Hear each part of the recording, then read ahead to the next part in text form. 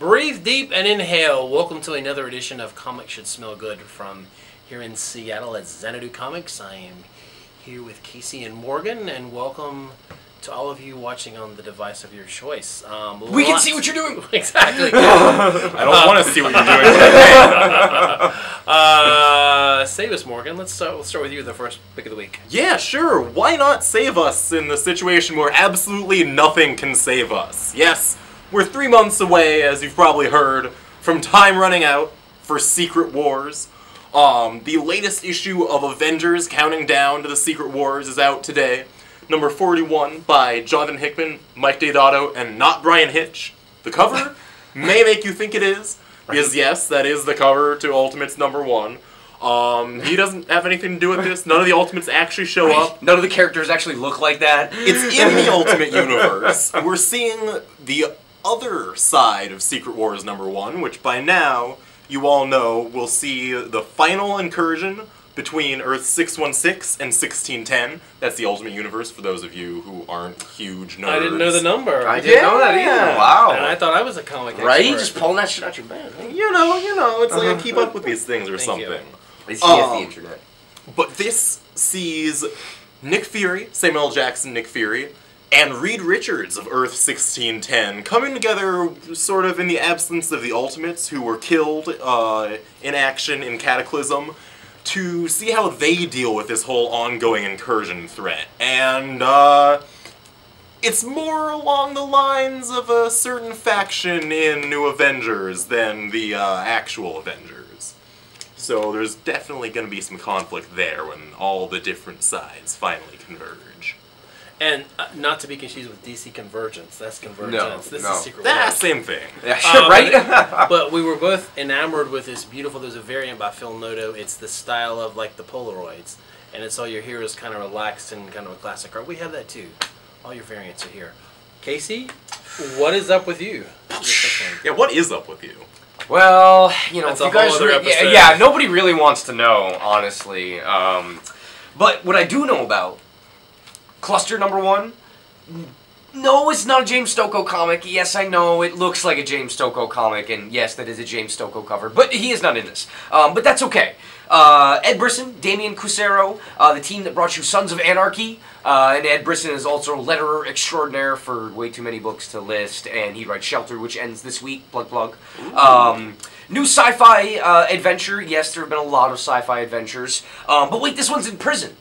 Well, there are other sci-fi adventures in prison too, right? Well, this one's got girls with mohawks. Well, there's probably girls with mohawks in the other ones too. But, still, you can't have enough of it. The idea here is that we have colonized other planets, but we're out of people to go patrol them and police them. So they offer criminals a reduced sentence to go basically stand on the front lines of alien war. Things kind of start getting crappy because they start doing that for people who jaywalk and people who drive drunk, and yeah, and you end up 15 years, you know, in the trench fighting aliens. I don't know, actually, That's a little bit cruel and unusual. It's a little cruel, but you know, it's, more than I do in my average day. Yeah. Picking up with the sci-fi kick, this week the Black Vortex Alpha. This is an epic crossover that's going to be all new X-Men, Guardians of the Galaxy, Captain Marvel, Nova, Legendary Star-Lord, Cyclops. Guardians team up, and pretty much anything mutant and Guardian Cosmic is good. But here's the deal. Sam Humphries is writing the Alpha book, and there's this ancient artifact, and in his words, it's the kind of thing that could turn Norman Rad into Silver Surfer or Jean Grey into the Dark Phoenix. It's that kind of power. And we see some pretty radical transformations here. And Ed McGuinness did the Alpha book, and he's designed, if you want to go to comicsblend.com, you can see a sneak preview of some of the weird designs as our heroes and villains get enhanced by the Black Vortex. But it all kind of starts with you know, Kitty Pryde and Star-Lord, who are the hot new X-Men Marvel couple, I should say. And they're trying to steal the artifact from Mr. Knife and his Slaughter Squad, which I know it sounds kind of weird. That's a really good name. It's a great name, but by the time this issue is over, it gets even more badass. Trust me. And there are these cool, weird, ancient aliens we haven't seen before, and there's Celestials and all kinds of stuff. This is just cosmic fun at its best, and it's just the beginning of going through all your favorite Guardians and X-Men titles. So there you are. Now to you. Well, I hope you guys aren't tired of the whole space adventure thing, because we've got yet another sci-fi epic for you. This is Nameless, #1, Image Comics, Grant Morrison and Chris Burnham, the team that brought you Season 2 of Batman Incorporated. Chris Burnham is definitely one of my favorite artists these days. Like, since that first fill-in issue of Batman Incorporated that he did in the first volume, I was hooked immediately. He's done Officer Down with Joe Casey, and Nixon's Pal with Joe Casey, which is seeing another release here. But this takes all sorts of this sort of, you know, apocalyptic sci-fi threads that Grant Morrison loves to play with, and then shoots them into space and an asteroid, a malevolent asteroid that wants to kill you. Somehow that ties in with the nightmares of a man whose basic job is he's a supernatural con man who goes to space. Because space. Wait, what? Yes, it's awesome. Don't question it. You've got spacemen decked out in runes, creepy veiled women who only appear in dreams, and a whole bunch of henchmen who are definitely disguised as deep ones, like H.P. Lovecraft deep ones. Ooh. Nice. It's looking to be a bit of a mess, but a hot mess, for sure. Those are always the best messes. Exactly. My second peek of the week, new from Mr. Fife, out of Brooklyn, Cobra, we're on 19 already, that's a lot. Excuse me. Has this great cover, Dieter Vito, man-head and body horror. This starts the new arc. The last arc was all one-shots, and this new one starts with Wesley Snipes. Well, we like to think he's It's definitely Wesley Snipes. On to, let's keep the sci-fi going here because this is so awesome. Go take care of yourself. We're at Star Wars. Go have yourself a drink at the Most Nicely Bar. Star Wars 2, Jason Aaron, John Cassaday. This is the new Marvel Star Wars series. The first one was awesome. It picked up right after the events of A New Hope. And literally, like, Jason Aaron captures Han and Luke and Leia and Chewie so perfectly. It's really awesome. And so they're on this undercover mission. They're going on this big Imperial munitions squad, and they find a big surprise there, and it kind of throws their mission off. And not only that, there's this guy known as Darth Vader who kind of invades. And this is something, I don't really know how some of the Star Wars purists are going to feel about this, but there's kind of a really cool confrontation between Luke Skywalker and Darth Vader here that who was part of Star Wars history. And how is that all involved, and how is it moving forward with the big mission? Once again, I'm really loving this book.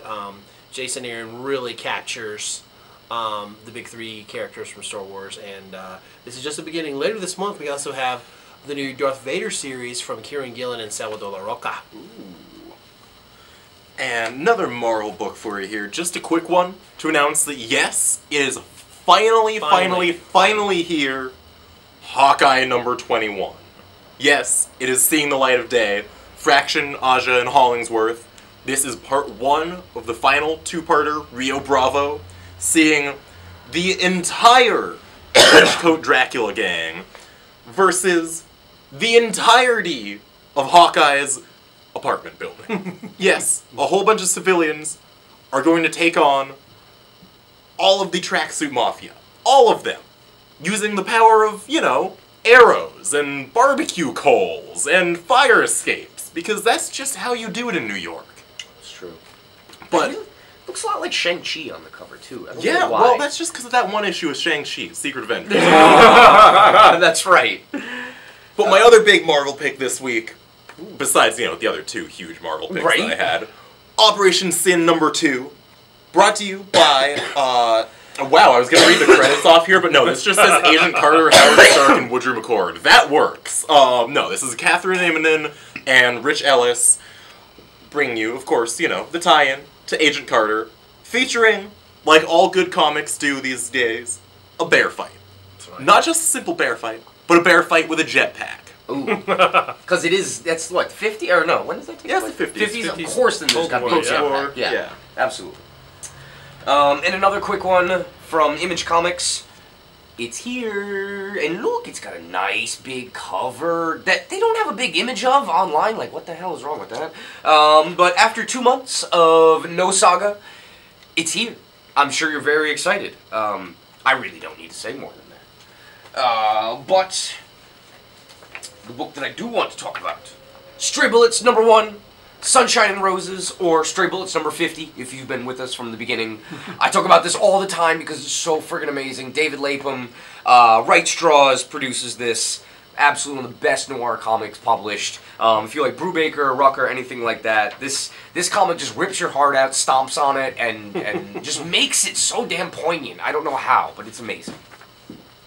Return of the Living Deadpool. What worse than a world full of zombies? How about a world full of Deadpools? This is the sequel to last year's really fun zombie apocalypse when he kind of like ate too much and woke up in a world full of zombies, and he was the last of the superheroes left. So I'm not the only one that happens to? Yeah, it happens all the time, and Tums won't hurt it. But Cullen Bunn is back. Nick Varela is the artist on this, and so Wade Wilson is a whole mess of trouble, a whole different kind of zombie outbreak here. I don't even know if the guys from Walking Dead can handle this. So lots of fun, humor, horror from Deadpool. Alright, and my final pick for you is a new Dark Horse #1 by the master of horror, Richard Corbin. One of my all-time favorite artists. Yes. In this new 5-issue miniseries, he's bringing you, you know, classic Lovecraftian horror mixed with Native American mythology, which seems to be a very, very, very interesting mix here. And there's no bear fight in this, but there is a fight with a panther in the middle of the snow, which is something you don't see every day anymore. So, you know, that's something. Sold. And one of the coolest things about Richard Corbin is he actually learned martial arts so that he could better choreograph his fight scenes. So that's dedication. Which is really serious dedication. Yeah. I'd be curious if he fought a jaguar or a panther. I wouldn't be surprised. He probably could. Those heavy metal dudes, you know? Dude, Steranko ran with wolves. That guy could friggin' wrestle a bear. And another book, which, starting a new #1, but is also issue 50 this week. The Goon, by Eric Powell, Once Upon a Hard Time. Because you sell more #1s than you do #50s. They have renumbered it, and they've been doing about 4 issues apiece. But this book has always been really fun, mixed with a lot of kind of hardcore violence, but it's always had that humorous edge. That edge is gone. The stuff has gone down in this. The Goon is on the decline. And what can Frankie do? Get him more drunk and hope he doesn't kill people. And that's really the best that you could hope for. So yeah, if you're feeling, you know, kind of crappy lately, maybe the no sun has got you down, see what the Goon's going through. And my final book, and I think our final book of the week, is a classic, Superman 38. It's been heavily hyped. It's one of the most popular books of last year on comicsblend.com. What is his new power? This is the big finale of his first arc with Jeff Johns and John Romita Jr. and Klaus Janson, and it's Superman versus Ulysses, and something happens, and it's a power that he's never used in his 75 years, but can he control it? And in the aftermath, there's a whole new suit. Let's hope it's not the return of the electric blue. Anyone remember the electric blue suit? I personally would welcome back the electric blue. You would? Okay, well that's... Electric blue, electric red. That's one food, yeah. But a whole new look, maybe not a whole new look, but it's a new look for Superman. And then he makes a startling confession, something that kind of changes the whole Superman cast and mystery there. So some big super changes from Jeff Johns and Romita in Superman as we go into the final arc before Convergence, the big event of DC. Dun, dun, dun. Dun, dun, dun, dun, dun. So that's all for us this week. I hope you enjoyed. Come on in, get yourself some good comics. Yes. And remember that they always smell good here. Absolutely. And if they don't smell good, then you shouldn't buy them. Obviously. No, Casey, don't tell him not to buy the comics.